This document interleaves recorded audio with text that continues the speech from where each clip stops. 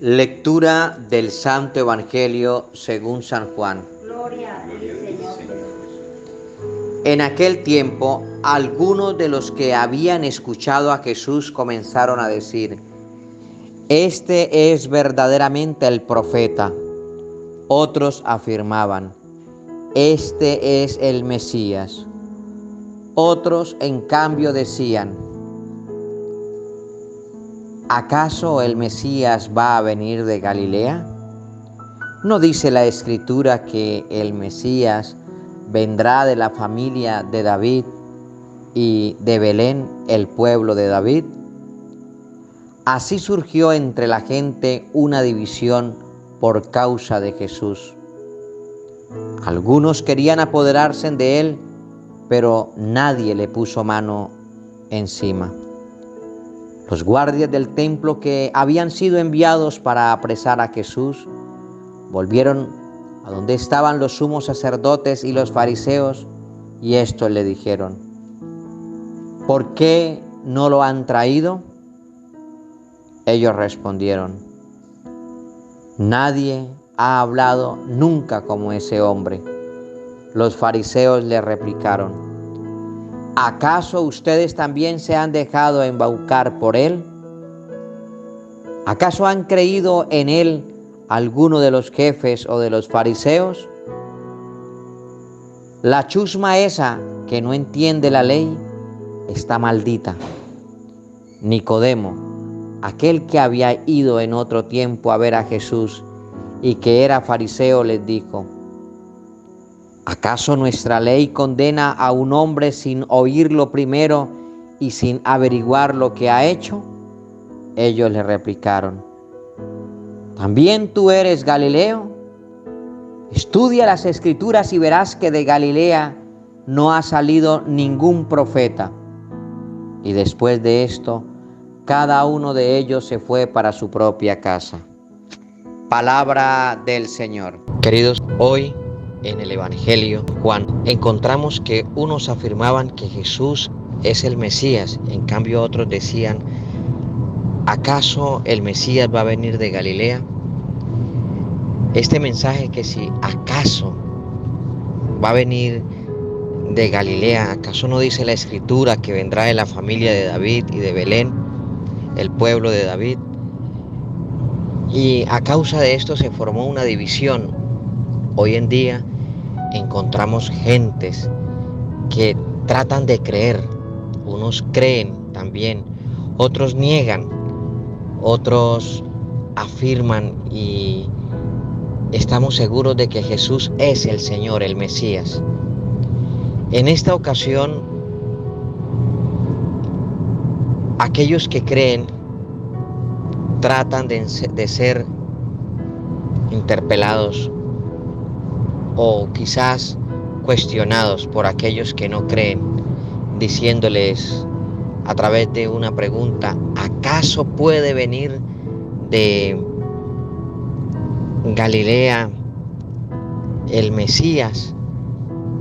Hoy muchos o algunos que están conociendo la fe, se encuentran algunos que hacen casos hipotéticos sobre la persona, hasta de la divinidad de Jesús, y los apartan de la fe verdadera del catolicismo, los apartan de la fe verdadera puesta en Jesús y se van a otras creencias.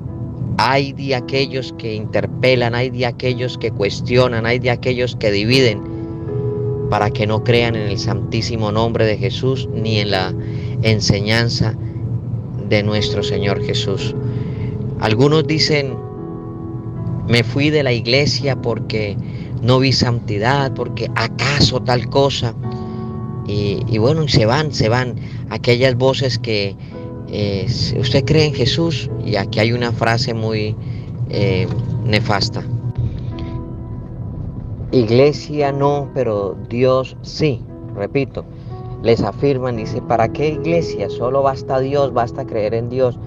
Quien se separa de la iglesia se separa de Dios, porque Cristo es la cabeza de la iglesia. Esto quiere decir, queridos hermanos, que en algunas ocasiones nosotros decimos, bueno, yo creo en Jesucristo, pero yo no me confieso, yo no practico la vida espiritual en comunión con la iglesia.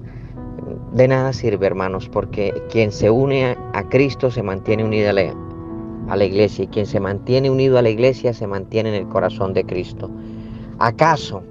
Y siempre esta palabra acaso es como sembrar duda o separar, como decir, usted no tiene la razón, ¿por qué cree en Jesús? ¿Para qué practica eso que manda Jesús?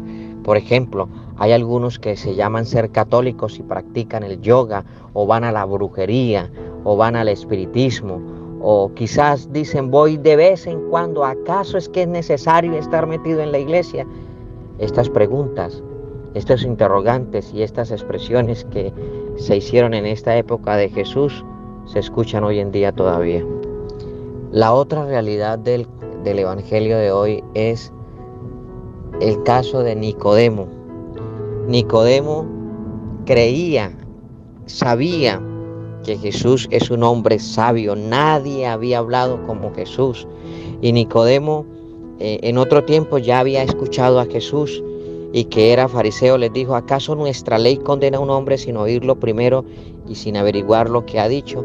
Nicodemo trataba de defender a Jesús porque él creía en la persona de Jesús.